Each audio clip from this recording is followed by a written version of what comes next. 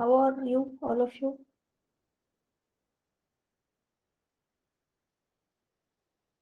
कैसे हैं आप सब लोग? Good.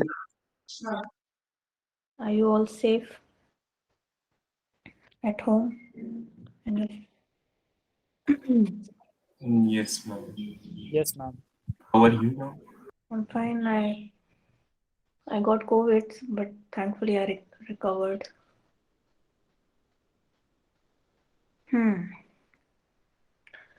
All right. So before we start off with our class, I have started evaluating your assignments on critical reflections on women do not ask.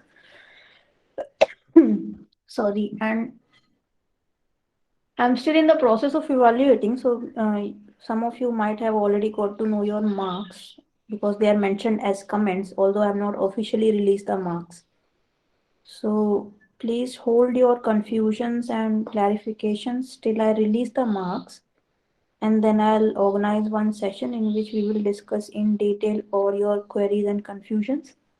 So in that session, perhaps I will be able to take all your questions, and that will be a good way to go rather than individually replying on email, as I've started getting emails from some of the students.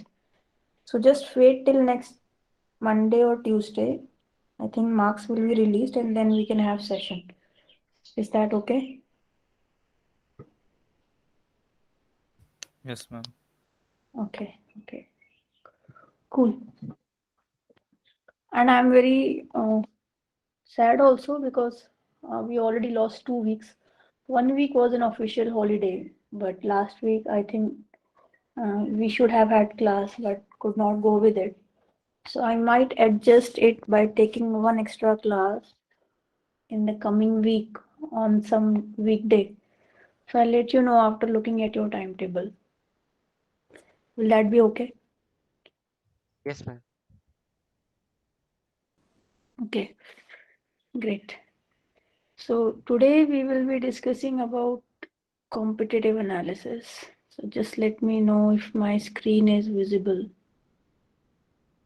So what can you see right now? Ma'am, your window. And now? Competitive analysis. Yes, ma'am. Okay. Sorry.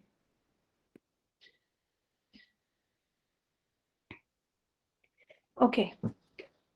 So today we will be studying about competitive analysis, and it's a very, very important part of understanding what the similar competitors in your market are doing when they are trying to perhaps save the same problems and providing the same solution to the same set of customers.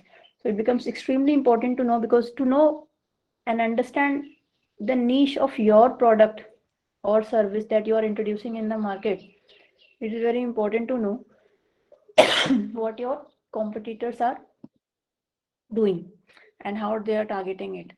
So before we formally move on to it, I have a question for you. If you know the third battle of Panipat, it was fought between Ahmad Shah Abdali and Sadashiv Rao. Bhau, why do you think Sadashiv Rao lost the battle of Panipat? Third battle of Panipat. Are you familiar with the third battle Yes, of ma'am. Panipat? Okay. So there's even, in fact, a movie also based on it. Although the movie does not do justice to the historical facts. However, why do you think the battle Marathas lost the battle?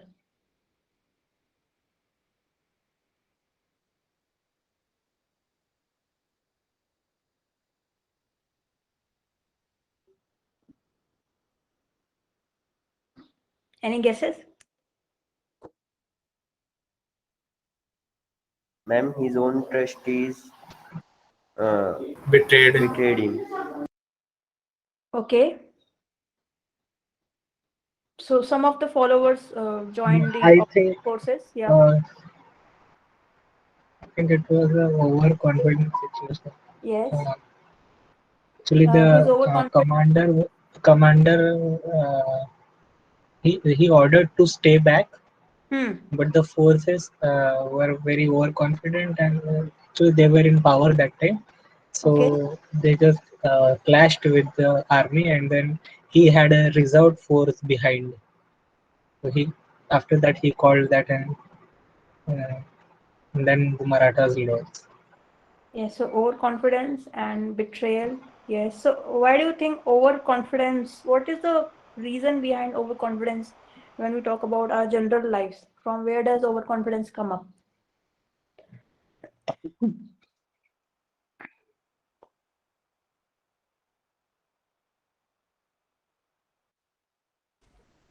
So when we think that we know everything, when we think that we know everything that is supposed to be known about a topic, in this particular case, a battle, it becomes very tempting to, sort of have a blind faith that everything that is supposed to be known is known, and from there, overconfidence can come up. The Um, third, yeah, um, when we think the other person don't know anything, I think that's overconfident. yeah. So when you, Ma'am, yeah, also easily achieve success. Whenever we easily achieve success for any situation, we start to gain overconfidence in that. right. So when we uh, gain easily what we desire without having to fight much for it, overconfidence, yes, happens in the initial stages, of course. So, but it cannot sustain us for a long period of time. Certainly, at some point of time or not, we will be brought to our knees due to some reasons or other. And I think that is what happened with Sadashiv Rao. So, betrayal was one thing, overconfidence was one thing. The other thing was that he had not assessed properly the demography and the area where the fight was going to take place. And so his unfamiliarity with what he might see when he actually goes to Panipat and their fights and all happen, that was one of the major reasons. If you read the Wikipedia page of Sadashiv Rao and the third battle of Panipat, it turns out that the Marathas were not that prepared under his leadership, even though he thought they were, but somehow he was completely not prepared for the fight, and that is what was shown, what was the result of the third battle of Panipat, which they lost. So one of the uh, biggest factors and determinants of the defeat that quickly comes into our face is that unfamiliarity with the fight that was about to take place. And so not exactly that he was 100% unfamiliar, but he was not as thorough with information as he should have, as being the captain of the ship of the Maratha Empire during that fight. So that is what brings us to competitive analysis. We must know our ground and the players against which we are on a face off on that field in both direct and indirect manner. And that is why we need to understand competitive analysis. Don't go by the word literal enemies, it's just the competitors. So there are a couple of advantages of doing competitive analysis, and which are directly related to most of the decisions that you will be making when it comes to your product or service or your vision. So I always use business or entrepreneurship not just as a product or service, but as a vision, because through your solution you are trying to manifest a vision that you think would be useful for the people around the world. So by the means of competitive analysis, first of all, you can identify the opportunities. You can identify opportunities only when you identify the gaps in the current solution. See, science needs criticism for progressing. If there is no criticism, if there is no gap in existing science, then science cannot hardly progress. And same is with the competitive analysis. When you do such kind of analysis, you thoroughly understand what is on the plate of customers, what is it which is not on the plate of customers, And do they really need that something which is missing? And where do you come in? So then that paves way for strategy development. The other thing is obviously when you do competitive analysis, you get familiar with the nature of your competitors, their trends. In the analogy of Battle of Panipat, you get familiar with the opponent forces, their strengths, their weaknesses, their collaborators, what their strengths are, and how they may backfire to the Maratha Empire, and how they can be used and they can be tackled before they become a threat for your business and your product and service. And last but not the least, future development. See, for a product to remain relevant in the market, it must itself innovate itself and continuously revamp itself such that it continues to be relevant in the lives of customers, because world, as we know, keeps on changing. The change is the only constant thing about our world.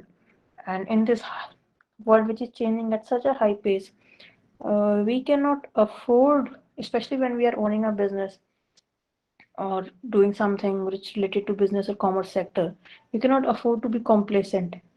And that is why market research, which is also a part of competitive analysis. So basically in competitive analysis, what you are doing is market research. You're trying to understand your competitors. That is also a part of market research. And then you can identify the scope for future development. So as before you launch or even after you have launched your product or services, I think competitive analysis is something which should be done on an ongoing basis.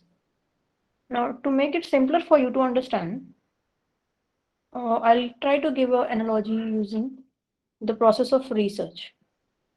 In research, when we typically start tackling some problem or start doing some experiment or investigation, we always first understand what has been done in the field by the previous researchers. Now, why do you think when we do research, why do you think it is essential to read and understand about the previous work in the similar field? What do you think? It gives us advantage to learn from their mistake.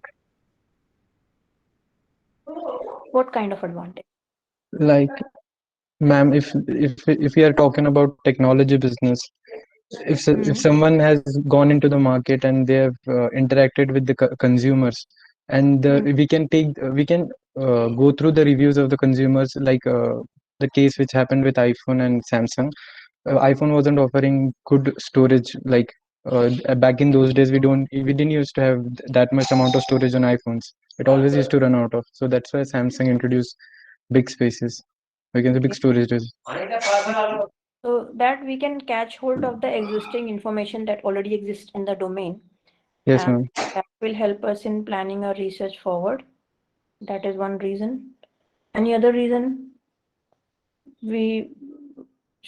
So my question is, I want to repeat my question is that when we do a certain kind of research, researchers usually read all the research and scientific papers written in that field before they move on to their actual research. Why do you think they do this? Because comparative analysis is somewhat analogous to this process. Yes, preventing us from making the same mistakes is a good reason to do the literature review. Ma'am, it gives the thorough updates, means overview of the thing that we are going to do, and it helps in the better planning before.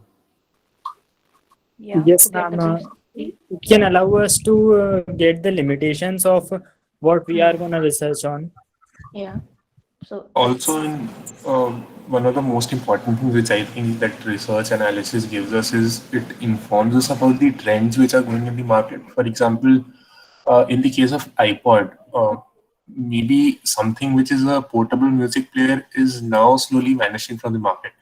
No one is using it. So for a company to invest in it, it would be a total waste because our mobiles do include a music player and we don't need that. absolutely. So identification of trends, identification of limitations and gaps in the current scheme of things, which will help us make better progress in our research than we would have if we would start from the scratch. Another thing is that it also helps us to manage our resources well, be it technical resources or human resources. Because if we don't do a thorough literature review or a comparative analysis and start with our product and service and directly launch it, and then in the consequence we realize that okay, we may have made a mistake because it's not successful. So then most of the time and the resources that we invested uh, would have gone to waste. And that is why, because resources are always limited, time is limited. So we must make decisions which are prudent enough and which are based on evidence and not just our hunches.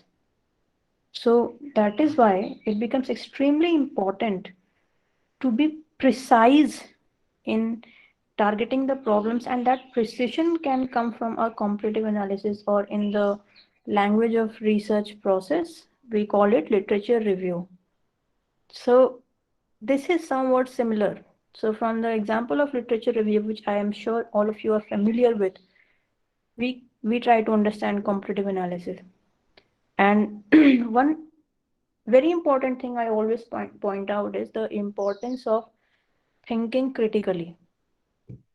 I think before you learn to even code or develop softwares, I will always suggest that you learn to think critically, because it's the thinking that goes first before you start coding. So thinking is always more valuable, uh, if not less valuable than implementation. So because thinking is the root of implementation. If you can think critically, if you can analyze what is missing, where you can come up, what is it that the customers are not getting currently, then that gives you a very good springboard to launch your research idea, your product, or your service in the domain. So as Suryans mentioned already about the iPod, and in one of our classes we have discussed the evolution caused by this geo device. Mm, we can understand that there must have been teams in these particular firms which would have analyzed the needs of the customers and what they are not getting and come up with this product. This brings me to another question. Can any one of you think about how the Tata Sky broadband may have come into the picture? Because how the earlier internet connections used to be at our home, do you remember? How previously we used to have internet at our. Yes, ma'am. It's through the landlines that are means underground, and telephone that through these broadband and all these things that used to be for the internet. Yeah, so dial-up used to be there. Of course, dongle, if any one of you has used the dongle, earlier we used to have dongles also for internet connectivity. In fact, when we were in schools, I mean, first of all, we never had mobiles when we were in schools. It was only in my, I think, third or fourth year that I got used to having a smartphone. And even during that time, the YouTube speed was not very good. You would keep on staring at the YouTube and then it will stream, and then, so at that time we had a lot of patience also to see YouTube streaming, but now the speeds have increased so fast. So things have improved over the period of time, and that have definitely been because of constant revolution and developments in these products. So, and this is, so any new product or service that you ever see, or even the the uniqueness about the new advertisements of the same product and service, they also always come from research and thinking. These two things lie at the core of innovation and entrepreneurship, and these are also the things that lead to competitive sustainable advantage. If you watch the YouTube video that I have shared in the last lecture on competitive sustainable advantage, you will understand. So having sort of understood the importance of competitive analysis, a natural question arises. Okay, so now that I know why to do competitive analysis, I would like to know, we would like to know how to do competitive analysis. So the obvious first step would be you need to identify your customers. Now, given a litany of customers, given a litany of competitors who are selling the same solution in the market, it will be a tough decision to make to identify which competitors you want to identify for your competitive analysis. We will discuss on that also. After having chosen your competitors, then you evaluate their strategies pertaining to the solutions. Like how do they target the customers? What exactly are they trying to do? How they are targeting the problem that they are targeting and how they are faring. So both strengths and weaknesses relative to your vision. And from this entire process, then you can identify your go-to-market strategy. That how do you enter into the market and what is your line of attack in comparison to the competitors that you have identified. So it's a very simple thing, but the steps take a lot of thinking and hard work. You need to identify the competitors. That is the first major step, because the criteria in which you will determine the selection of your competitors will vary from the vision that you hold or the product or service you are trying to sell. Because ultimately, see, whenever we start any venture, in this case competitive analysis, you must have an eye set on, okay, what do I want to get out of this competitive analysis? Because when we know what I want to get out of this analysis or what I want to get out of this literature review, then the steps that you deploy while doing the process of competitive analysis gets aligned with the goal of competitive analysis. And that is why when you are at the start of the race, you must try to understand that or try to visualize the end of the race point, and then based on that visualization, based on that understanding of what you want to get out of it, you will plan the steps in the journey of the competitive analysis. So, but before that, I mean, this is a slight digression. I'm assuming you know the ideal customer. We have not talked about the ideal customer in one of our lectures. We will be talking about ideal customers also, because ideal customers is very closely related to competitive analysis, but more on that later. So this is one of the slides that I also want to discuss. One of the vitals of competitive analysis is that you determine your competitors, what products they offer, analyze their pricing strategies, analyze their solutions also, who are the customers they are targeting, and how are they similar to the customers that you are targeting. So who are their target market segments? Because if chances are that if your market segment of customers is similar to theirs and the kind of solution that they are providing is also same, they do qualify as your competitors. What is the marketing strategy they're using? And then you perform kind of SWOT analysis. So SWOT analysis means analyzing the strength, weakness, opportunities, and threats of your competitors.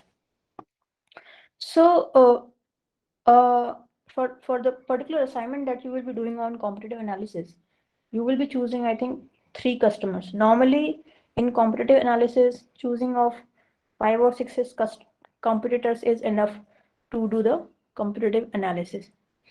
And after that, because these are your most selective competitors, you need to really study them in every aspect as to what is it that you can learn from them, replicate from them, what is it that they are doing is a threat to your product or service, what is it that they're not doing wherein you can introduce your own aspects and introduce into the market and gain a particular advantage in the market over them. So these are the things. I think there are no general answers of how to do a competitive analysis because it differs from product to product and service to service, but the common template is particularly the same. But as you go into the deeper waters of competitive analysis as per your product or service, because you are so involved in this project of yours, you will automatically observe that naturally questions arise in your mind that, hey, I would like to know this thing about my competitor. I would like to also know this thing about my competitor and how it may or may not affect my business. So that is how one step leads to another. And again, I will bring your attention to the fact that thinking critically is extremely crucial to make progress in any venture, even in this case, business. So while doing competitor analysis, there are certain mistakes that we often fall prey for. So just because you come across any news article or any YouTube video or any Instagram post on things like that, you don't believe them at the face value. That is lesson number one. And that applies to everything that you read on the internet. So, sometimes even market trends by unauthorized organizations are certainly put over there to provide some agenda or promote a certain kind of thinking about a company or an organization, which may or may not be factually true. So what they may be selling would be a perception and not facts. And perceptions are not always facts, as you clearly know after talking about negotiation in your first assignment. So when you're doing competitive analysis, do not blindly follow market trends without proper rationale. Reason out. Does it make sense to you when you read a particular news? Does it, intuitively make sense to you, this is true or this can happen? And then build on that kind of understanding. Secondly, just because your competitor is deploying a particular strategy to promote their product in an online market or a social media, just because they're using it doesn't mean you have to use it. You must have a proper reason as to why you should be using it. For example, Facebook ads. Your competitor A is using Facebook ads to promote their product, services, or even the testimonials of their customers. Now the decision comes to you that should I be using it, should I not be using it? That should also be based on your need out of it and what you want to get out of it and the investment that you will be putting in when you will be joining the Facebook ads. Secondly, it is also important to remember just because one strategy is working for the one competitor, it may or may not work for your business. Again, it will be for you to figure out whether or not it will work or not. And this can only be answered when you do a particular survey or questionnaire, which is the theme of our next lecture. The third thing is that results of competitive analysis should not be looked in isolation from the customers that you're finally targeting. Your customers are your Bible. You have to read and understand your customers.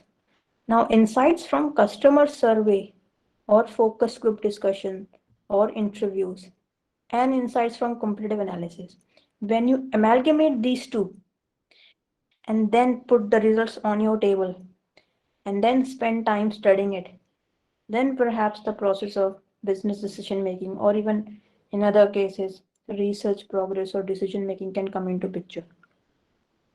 Nevertheless, competitive analysis is not a one-time activity.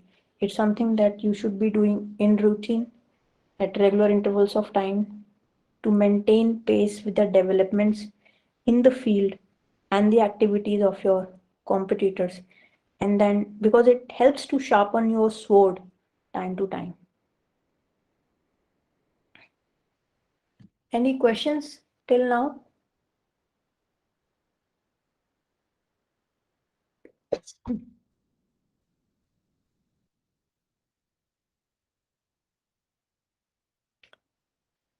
Okay, so assuming, am I audible? Yes, ma'am. Yes, ma'am.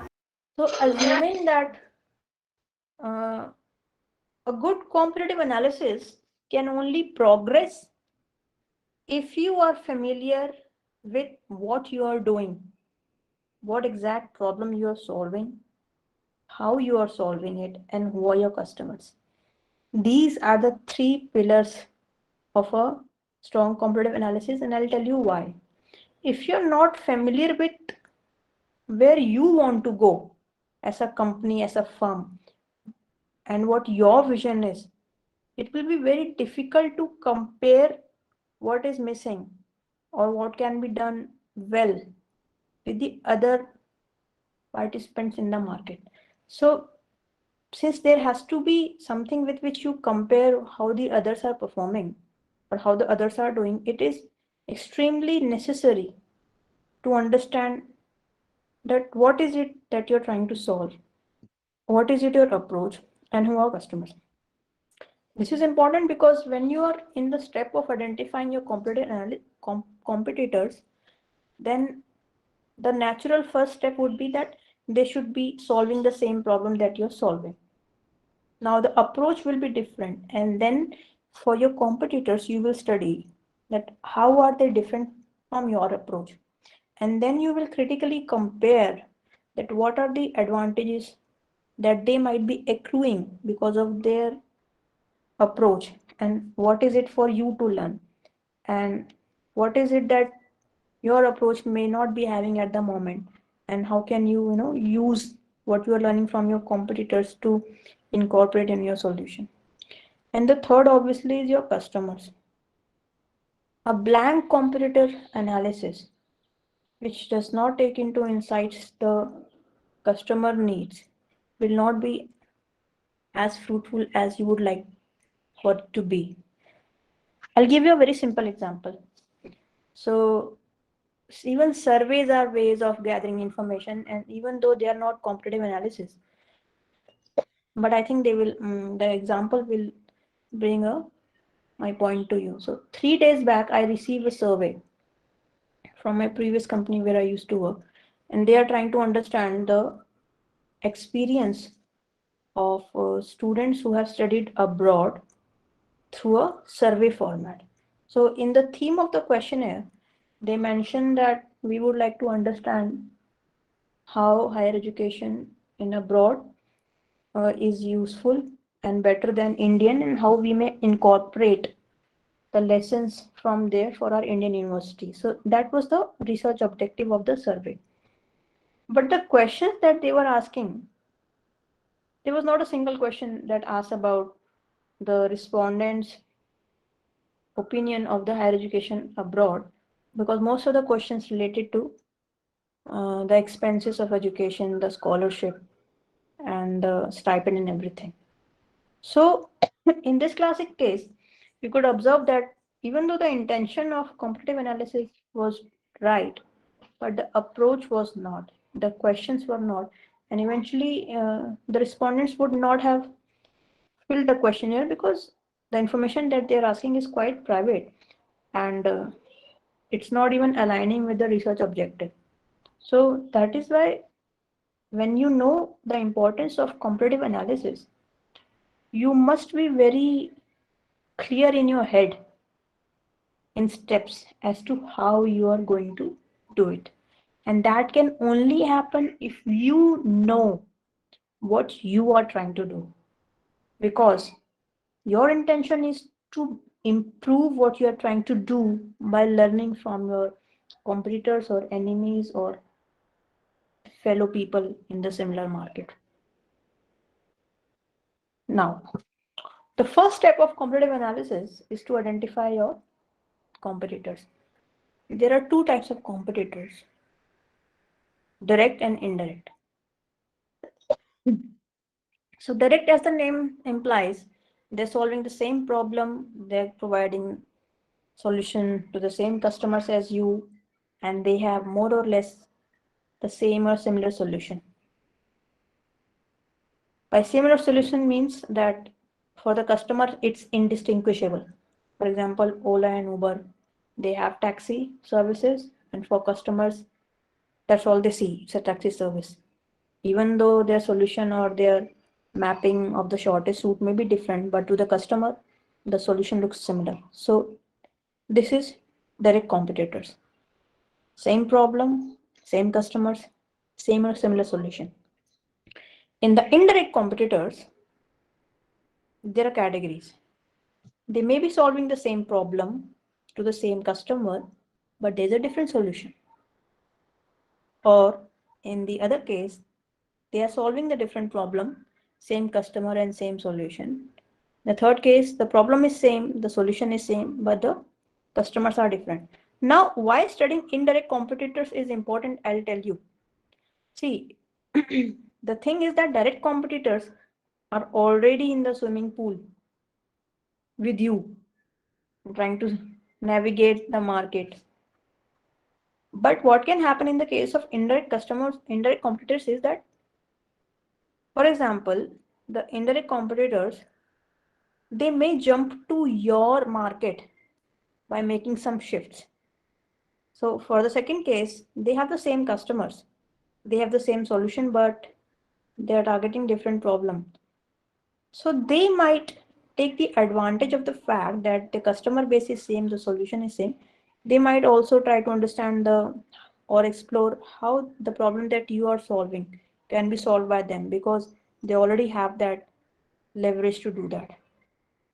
So a good competitive analysis will not limit itself only to direct competitors, but for the sake of this assignment, I think it will be good to have only direct competitors, because it will become very complex and complicated if you go over indirect competitors. But nevertheless, it is important that indirect competitors are also a potential threat to the growth of your product and service in the market, because at any time they might change their strategy and they might also become your direct competitors. So indirect competitors can always become direct competitors, and that is why they are a potential threat to you, and that is why studying them is important. They can enter your turf as well very easily.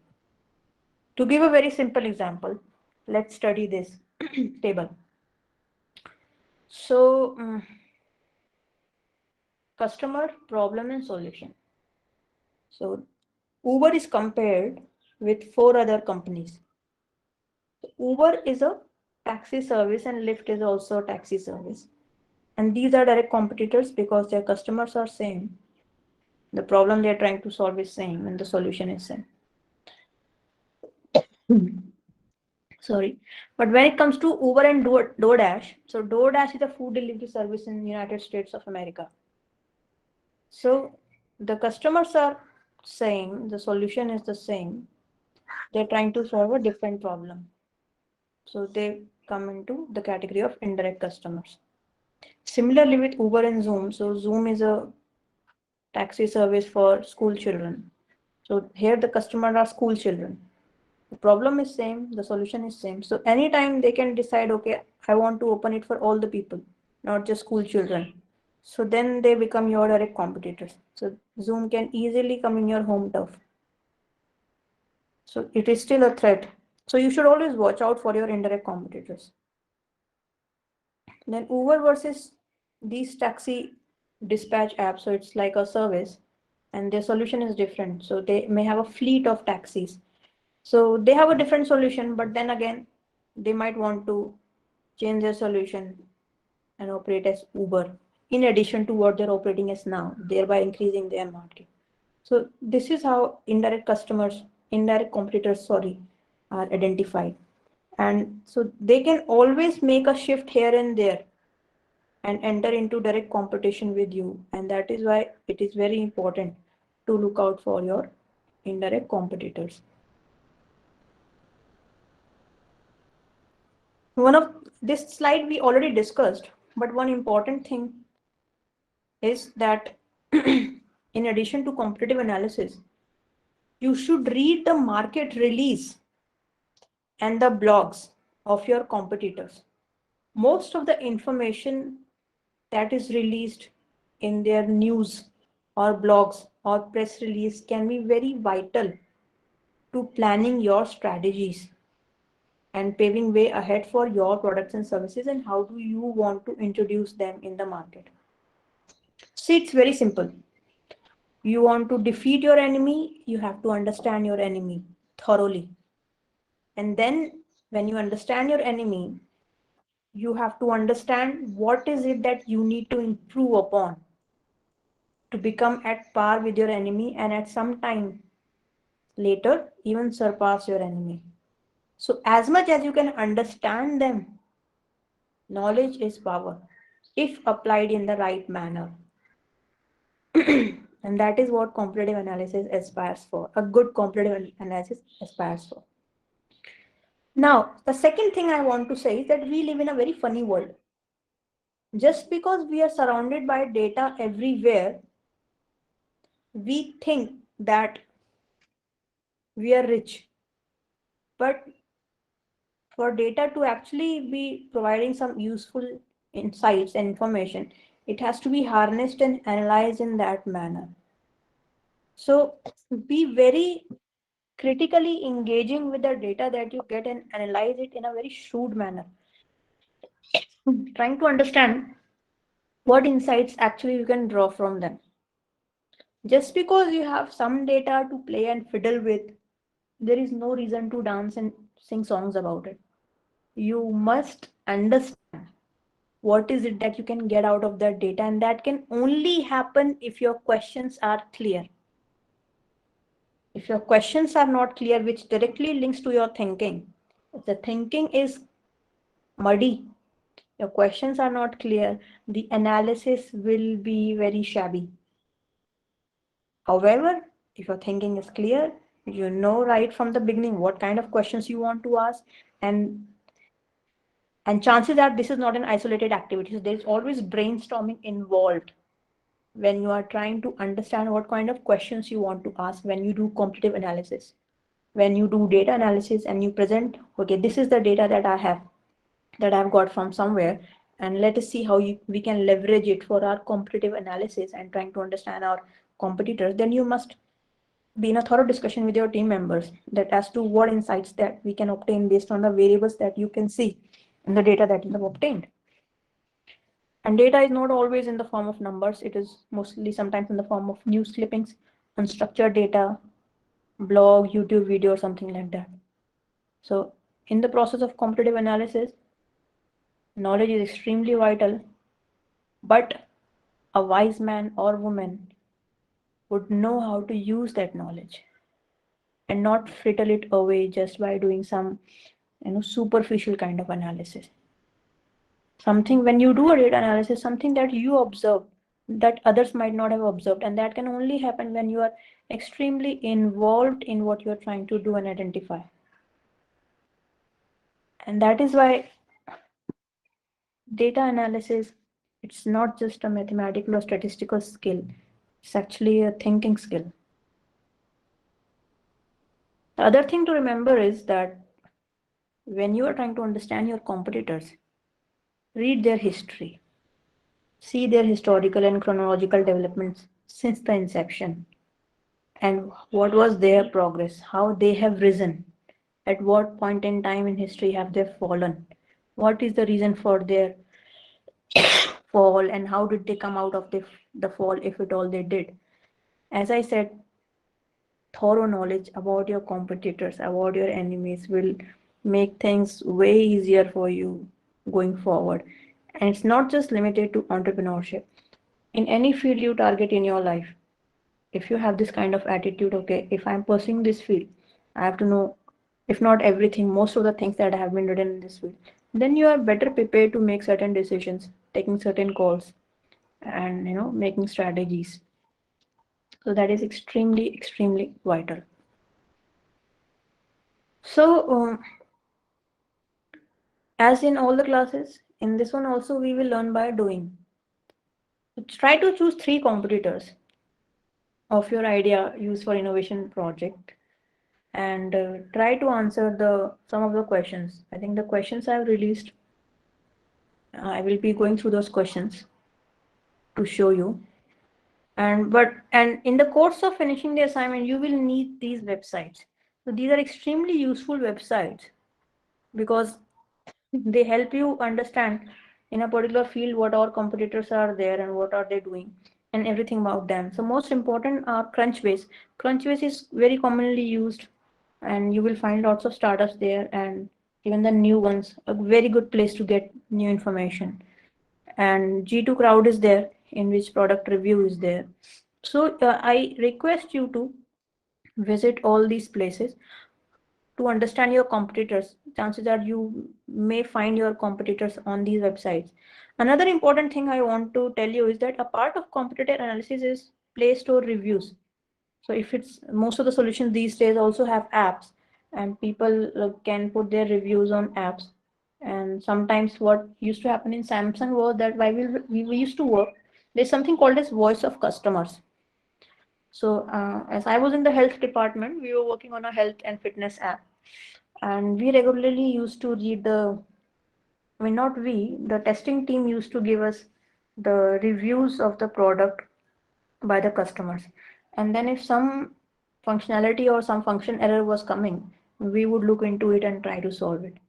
So that way, I learned that a lot of rich information is hidden in the Play Store reviews also for product. So if you happen to bump across the app of your competitor, and in one of those comments you identify that the customer is not happy with this particular thing, perhaps you could take it with your team members and discuss, how you could use that as an advantage for your solution. So please do visit these websites, and they will be very useful when you target the questions for your assignment. After finishing of the assignment, so you are taking three direct competitors. After completing the assignments, what we get is these 3 battle cards. You have to create these 3 battle cards with 1 battle card for every competitor. What is the product they are selling? What is the strength of the product? What is the weakness? Company name? What is the target market? Why do their customer choose them? How's their market presence? And what is the pricing? And what is their winning strategy? So when you have these 3 competitors analyzed, and when you have this battle card, then you can just go and look at this battle card and then try to identify, because this will be summarizing the findings of your competitive analysis for a particular company. And then when you discuss it with your team members, it will be very easier to navigate. Now I want to show you the questions of the competitive analysis. Any questions meanwhile? No, ma'am. Okay. Is it easy to do group assignments during this time? I mean, I try to give you at least 2-3 weeks. So does it create much problems for you? Or how is the experience? Can you please No, ma'am, tell? it's fine. Okay.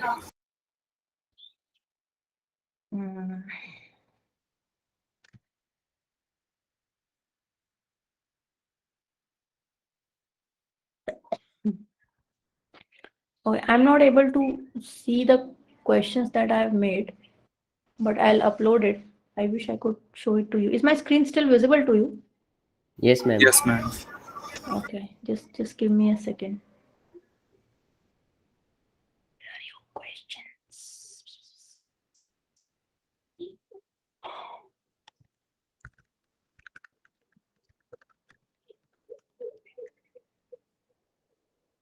Yeah.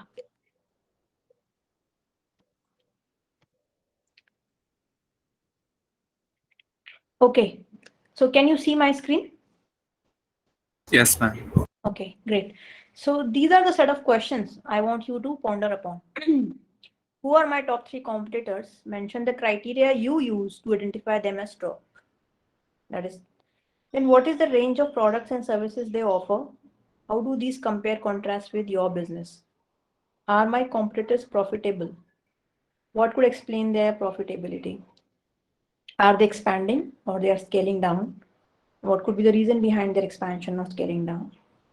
How long they have been in business, and how has their growth been since inception?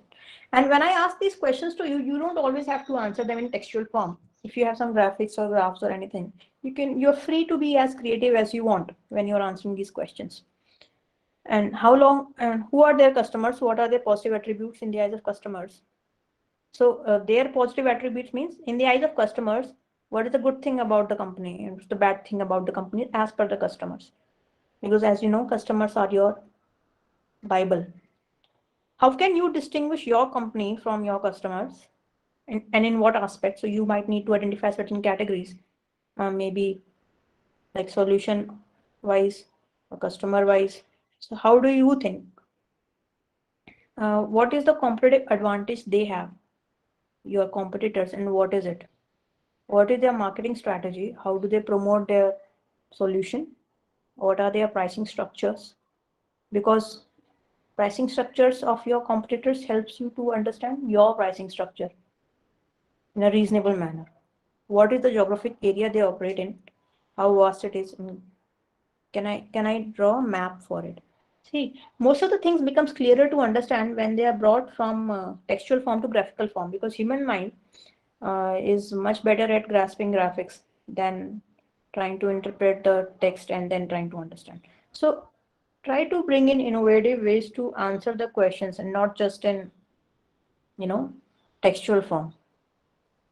And have there been any changes in the targeted market segments? If so, what? And what could possibly explain the reason behind those? So this question is important because it directly shows that they have been expanding. They've been expanding to their other customers segments in the market, and they have been trying to expand their market and obviously their revenue. What is the percentage of your market share? The total sales volume growth rate, and what are the customer views, like voice of customers? As I understand, you might not be able to get answer to all of these questions. There might be some questions you might feel struggle in answering. Don't worry about that. When you are stuck with any of these questions, just talk to me, contact me, and we will sort it out. Is that okay? Yeah. If my business is monopoly in that area, then how can I compare it with others? Or my product is very new to Correct. such surroundings, then how can I compare it? Yeah, it's a very good question. So if your product, if you have, first of all, you should have very strong reason to state that your product is a part of monopoly environment, monopoly market. In order to finish off this assignment, you might have to identify the company which is closest to your product or the business or the service, and then try to do it. Identify the closest, because chances are then you would not have direct competitors, but you may have indirect competitors, right? Okay, ma'am. So in that case, you might want to understand the strategies of your indirect competitors through these questions, because they can always become your direct competitors. Okay, so look at the closest competitor. You might not get 3, you might get 1 if it's a monopoly, and then you try to answer these. But then, so just let me know if that is something that you find out. Okay. And after getting the answers of these 3, then you will have to sort of compile that information in this competitive battle card and come up with 3 battle cards. This will help you in understanding competitive analysis. Is that clear? Okay, ma'am. Yes, ma'am. Yeah. I'll be giving you 3 weeks to do this, so don't worry about that. And next, I think there is a book suggestion I have for you. So it's a new book. It talks about some of the killer companies of New Silicon Valley, especially Uber and Airbnb. So do read about this book's review and the lesson it contains, and its Kindle version is also available. So because, as I said, when we read more about the contemporary companies and their growth, it tells us about what they are thinking. See, the game is all about thinking. It's about thinking ahead of your time and thinking faster than your competitors. Then everything is yours. So reading greatly helps in expanding our thought process and critical understanding. So try to explore. So this is the exploration of the week for you guys. And try to read this book, at least its review, and see how Uber and Airbnb became successful. And one more thing is why Airbnb could not kick off as well as in India. That is one thing to ponder upon as well. So with that, this was our lecture on competitive analysis. I'll be uploading all the files on the class. And in the next lecture, we will be talking about questionnaire, the art of asking questions. I think that one you will enjoy because you already are familiar with holding questionnaires in your previous class on innovation.